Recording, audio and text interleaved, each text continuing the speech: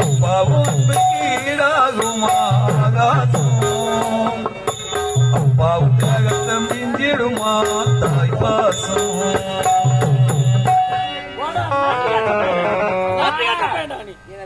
செய்த கொள்ளாகட்டி போட்டுப்பா. எதற்காகப்பா வாய்க்கு வந்தவாறு மாமா திட்டுறீங்க?